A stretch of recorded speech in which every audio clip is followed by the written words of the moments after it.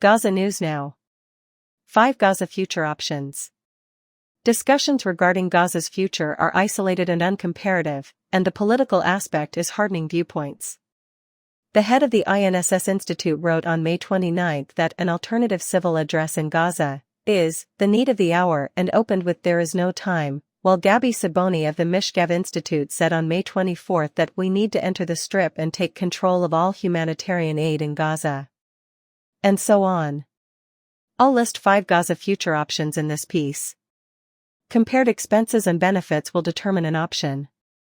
Constructive strategic planning gives decision-makers maximum freedom, and implementing close options that fit Israel's strategic goals is best. We must first establish Israeli goals and interests to evaluate the possibilities.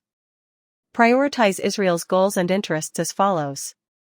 Destroying Hamas military is the top strategic need. Israel's long-term posture in the region hinges on sending the message that anyone who commits a criminal attack like October 7 will lose their military capability and ability to harm Israel for a long period.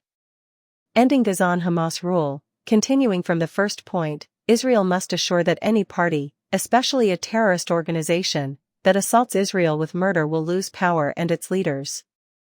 There are many shades of possibility between the statements that it is impossible to eliminate an idea, especially a radical one, and that Hamas in any form, including a civilian one, should be protested. A significant one should be the abolition of Hamas control. Relations with the U.S. Every option should include the strategic imperative to preserve strong relations with the U.S. over time. In the context of American internal politics, this is complicated. The American government may disagree with Israel, but Israeli insistence on its position should be part of a healthy partnership, despite occasional great disparity. Israel that repeatedly pleases the U.S. will lose its status. However, respecting and promoting American global interests is crucial. The repatriation of the abductees. This is a serious matter, but it is not an existential requirement. Moral and value reasons, not strategy, drive abductee return.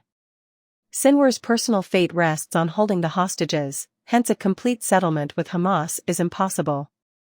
He will keep them till he has another chance. Never stop trying to return abductees through operations or local negotiations. Relations with Iran and the Northern Front. This is complicated too. Hezbollah will not stop shelling on the north or allow displaced civilians to return until Gaza ceases fighting. Israel would lose deterrence against Hamas and Iran if it stopped fighting in Gaza without achieving its goals. An informal settlement that Nasrallah can tout as an achievement or a non-cessation of the fighting while the Gaza war continues could resolve this impasse. A wider-scale battle would seriously impair Hezbollah's capabilities. This standoff has devalued this consideration, even if it is more fundamental. Approaching moderate regional countries, especially Saudi Arabia, the Gaza war, Iran aggression, and Houthi attacks only reinforce the region's need to support Israel. Public opinion and American interests have delayed implementation, but Israel's continued military victories against Hamas make it likely to happen. Thus, this aspect affects alternative selection less. The legitimacy of Israel. A gap exists here. In the short and medium term, international institutions will pressure Israel's legitimacy, but in the long run, the gap, if not the chasm, between false and politicized allegations and the actual situation will arise. Despite bad media coverage, the conflict is one of the cleanest in history in terms of combatant-to-civilian deaths and humanitarian aid entering Gaza. Thus, while it is important to fight hard and blame Hamas for the results, this is less important when considering alternatives. There are second-order factors.